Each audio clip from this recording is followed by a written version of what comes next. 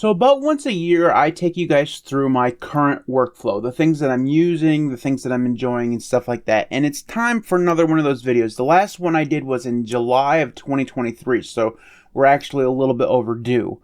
But I have had some stuff change, and I would want to go through those things. And some of the stuff has actually stayed the same. I actually watched the video from last year, and I was shocked that I used, the same thing basically for an entire year. It's kind of weird for me, but there have been some changes. There's been some things that stay the same. And this year, I want to add in some of the hardware stuff that I've used, because last year, I refused to do a desk setup tour because my desk was an absolute mess. I'll show you a picture of my old desk and my new desk when we get there. So we're going to talk about a lot of stuff today, but before we jump in, if you leave a thumbs up on this video, it'd be really appreciative. It'd really help the channel. So first off, let's cover the software stuff, because most of that stuff is still mostly the same. So let's go ahead and take a look at my software, my current setup when it comes to software. So I'm still on OpenSUSE. Last year when I did this, I had just started the 2-year Linux challenge. Now, you can tell it's been a long time since then, because I'm actually much closer to being done now than actually starting. I've used OpenSUSE now for 537 days. I have 193 left to go. So I'm cruising towards that finish line when it comes to OpenSUSE. I still really like OpenSUSE. I've had some problems with it. You guys have heard me bitch about that in some recent videos. But overall, still a really good distro. Still really happy with my choice.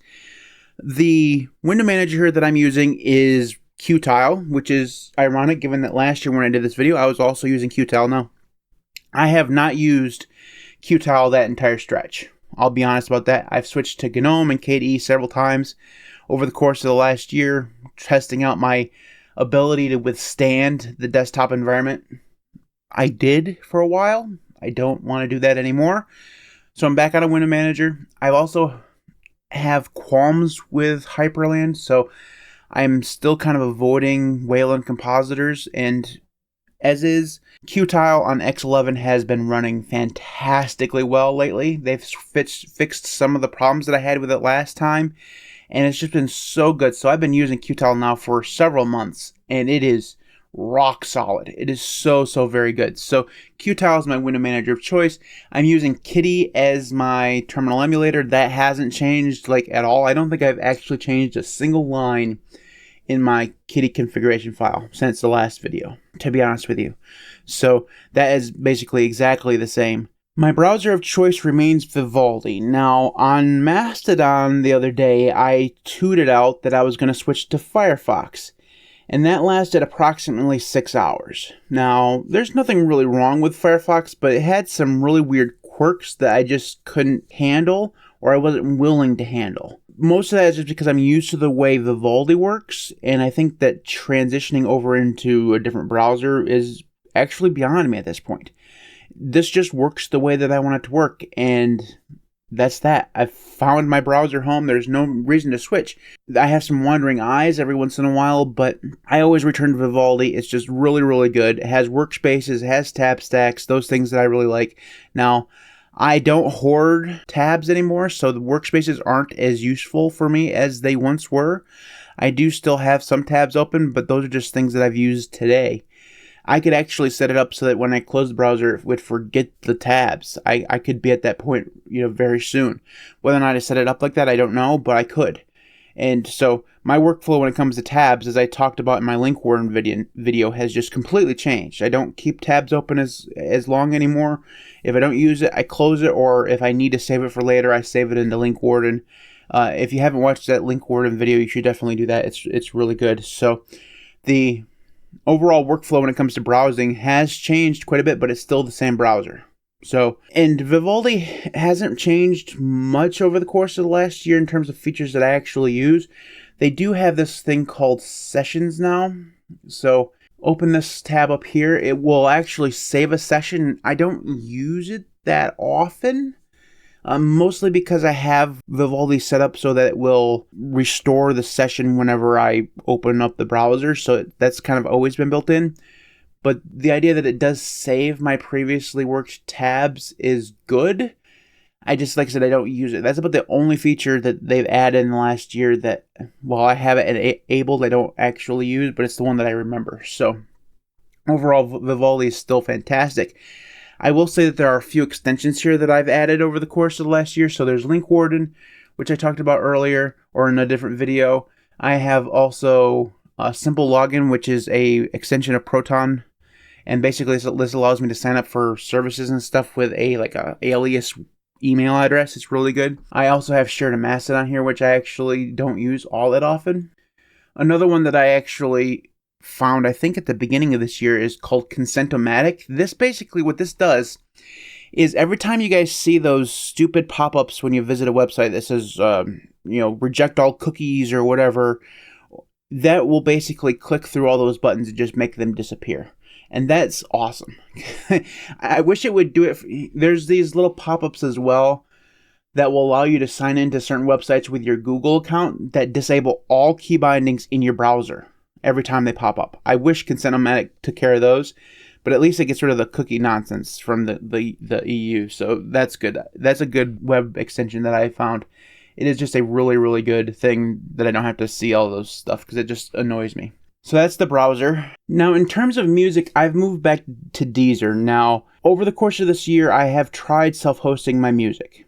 And I listen to music all the time while I'm working, so music is a very important part of my workflow.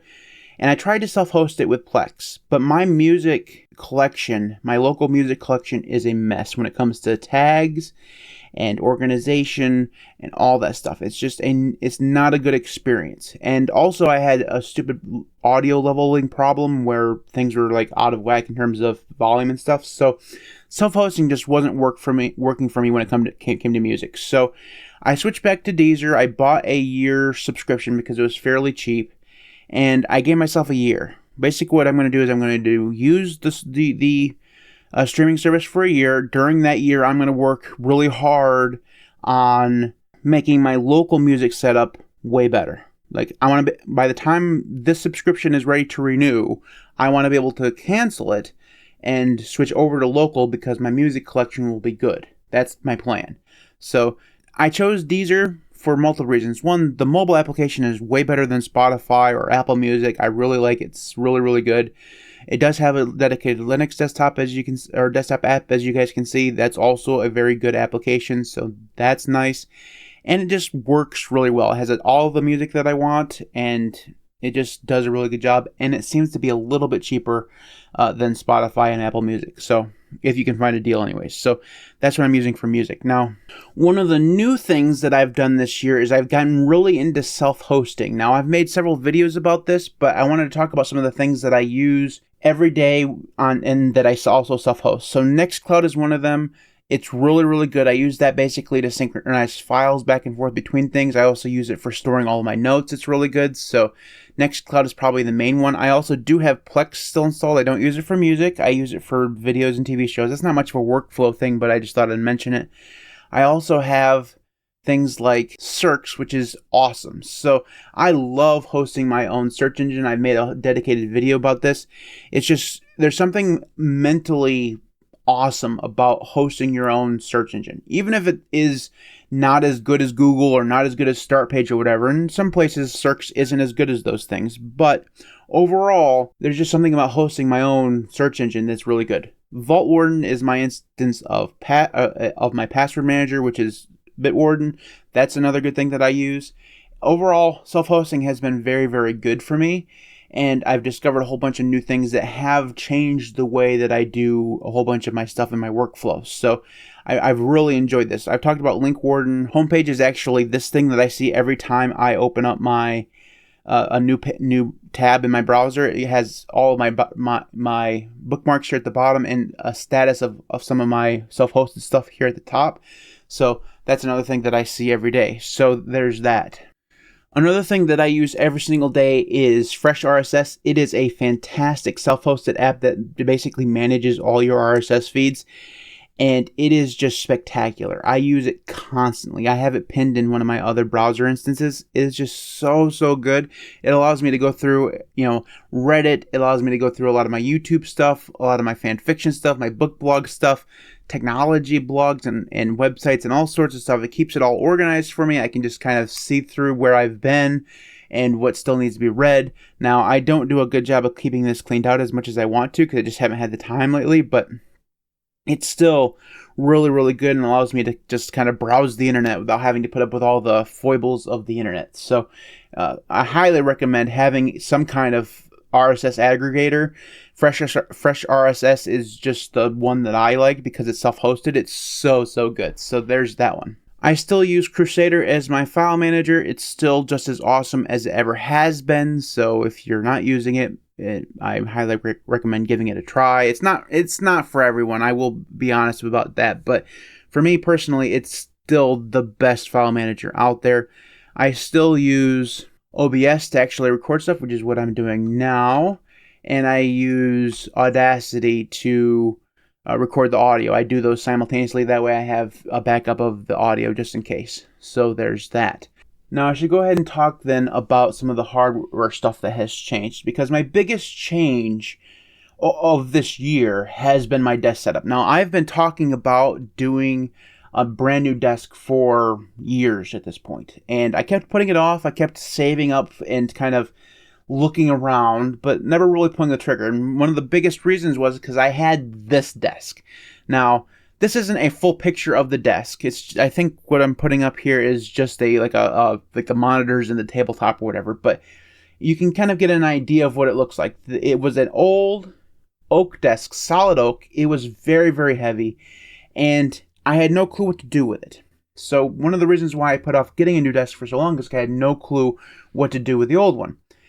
But I needed more space. I desperately needed more space. And I decided to finally pull the trigger back in November. And it took me a long time to actually get everything set up to the point where it's, ready to go. But one of my family members decided that they could use that old desk. So they were able to take that, which is really good. And they helped me put up my brand new desk, which is a progressive L-shaped desk.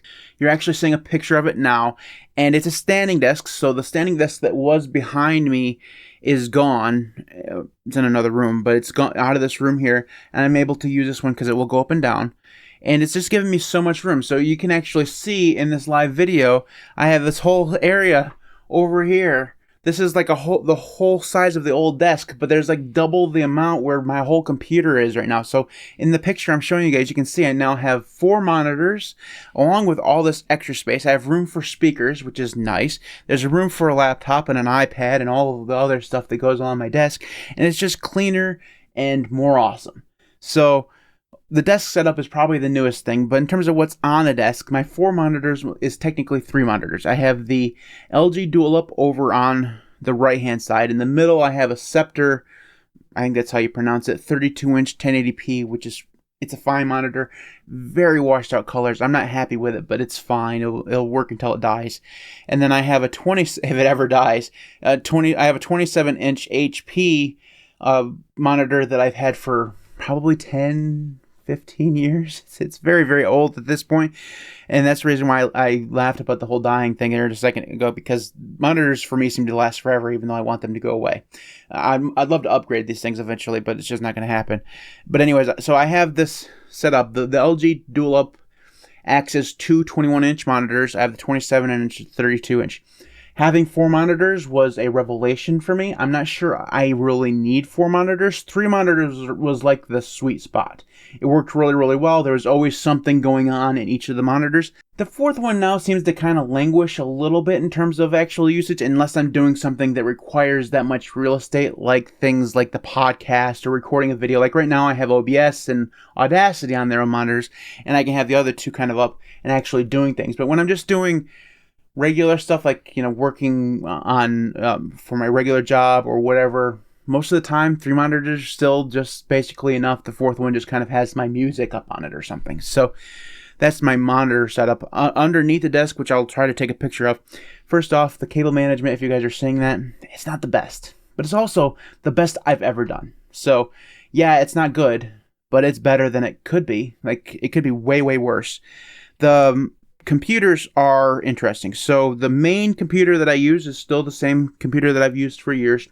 It is a 3800X, a Ryzen 3800X, and a Radeon 6750 XT for the graphics card. It has 64 gigabytes of random Chinese memory in it that has never caused me any problems. I promise that.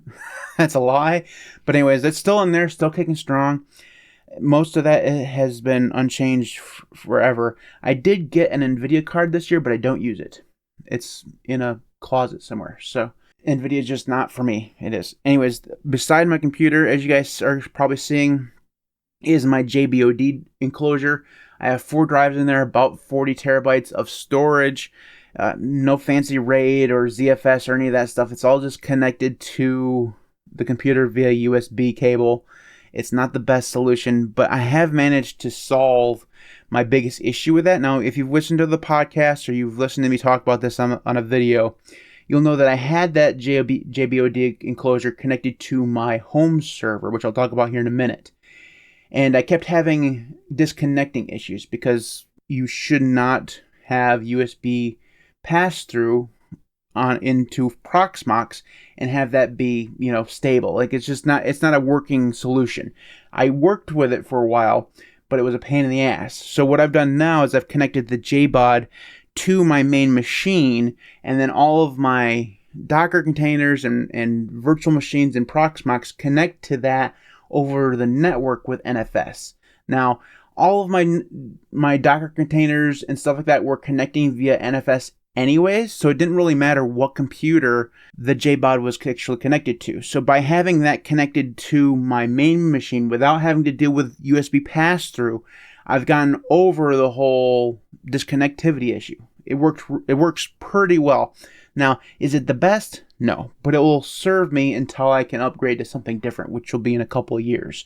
So this works really well. Now, let's talk about the Home Lab just for a minute. That is an HP workstation of some flavor or the other. I don't know what the name is. I got it out from eBay for about $300.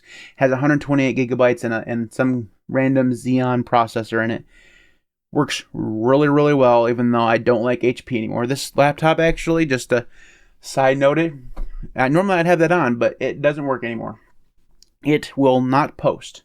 It says it has a CMOS issue. The HP support people say that they can't support it because it has Linux on it. So there you go. That's the stupidest thing ever. But anyways, so I have a problem with HP, but the workstation has actually worked really, really well for my Home Lab server. It's still running Proxmox. You guys saw some of the Portainer stuff that I had on there earlier. So that's the hardware.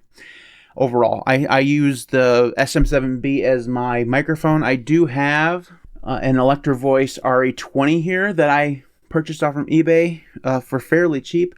And I'm realizing why it was cheap. This thing is actually broken as far as I can tell. It isn't. I don't know that it's broken. What I will say is that I can't get it to sound good. So that's either a hit on my talent as a sound engineer, which is probably the case, or it's broken. One of those two things is true. I will probably give it a chance now that I have a cloud lifter instead of what I had before. So there's a possibility that I can switch to that. I prefer the look of this better than the other, and I also, from what I've heard from other people, that use this mic, that it sounds better. But sorry about that. Anyways, the microphone situation is in flux. I have a universal audio interface that hasn't changed. I'll take a picture of that as well. And the keyboard that I'm using, and I'll take a picture of this or put something up in terms of B-roll, is the Dactyl Maniform. This is brand new to me this year. It was very expensive. I'm talking about almost $500. It is spectacular. It is the single, other than the desk, it's the single best purchase I've ever made. Like, it is so good. I am a keyboard nut. I've spent thousands of dollars on keyboards over the years. I'm a little weird that way. I have a little bit of a hobby. I collect those things. Like, I actually have one. Like, this is, I don't know if you guys can actually see, this is a keyboard right here. It's almost in shot. So I have 2 keyboards on the desk. But the point with the Dactyl Maniform is that it is so astonishingly good. I had the Moonlander last year, and it didn't work out well. Like, I just could not get my hands used to it. But the way the Dactyl Maniform is shaped and the way that it works has been so good. It's helped with my wrists and the RSI problems that I was having. It's just really, really good. Like, I would definitely buy one again. Like, seriously, this is...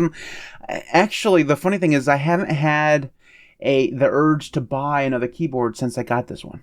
And that's unusual for me. Usually I can't go a month without buying, or at least looking at a keyboard. No, I haven't. Now, doesn't mean I haven't bought one. I did find this corn that I showed you guys here a second ago, fairly recently, but it was on sale. I couldn't help myself. So I didn't go... My point is, I didn't go searching out for it. It just kind of popped up in my feed. I tell lies. Anyways, overall, that's my setup. I know it's a little bit janky in terms of B-roll and all this stuff, and it was definitely rambly, but there you go. That's it for my setup video for 2024. This video will hopefully still get posted in 2024. I'm not actually sure when it will get posted. That's it for this one. If you have thoughts on this, I'm sure something else on my desk. If you're curious and I didn't cover it, you can just, leave a comment and I'll try to answer those questions. Anyways, comments in the comment section below. You can follow me on Mastodon or Odyssey. Those links will be in the video description. You can support me on Patreon at patreon.com/thelinuxcast or on YouTube or Ko-fi. Those links will be in the video description. Thanks to everybody who does support me on Patreon and YouTube. You guys are all absolutely amazing. Without you, the channel just would not be anywhere near where it is right now. So thank you so very, very much for your support. If you too would like to support me, you can do so. Patreon.com/thelinuxcast, as I said. Or you can head on over to the store, which is available at shop.thelinuxcast.org. There you'll find all sorts of awesome merch, including the hat. If you guys can actually see the hat right over my head, that Linux nerd hat, you can get that on the store as well. Shop.thelinuxcast.org. All proceeds for that go directly towards helping me make more Linux content for you guys. So thank you so very much for your support. If you have supported me there, if you have, or you plan to in the future, thank you so very much. Thanks everybody for watching. If this does in fact get posted before the new year, I hope everyone has a wonderful new year. So I'll see you in 2025.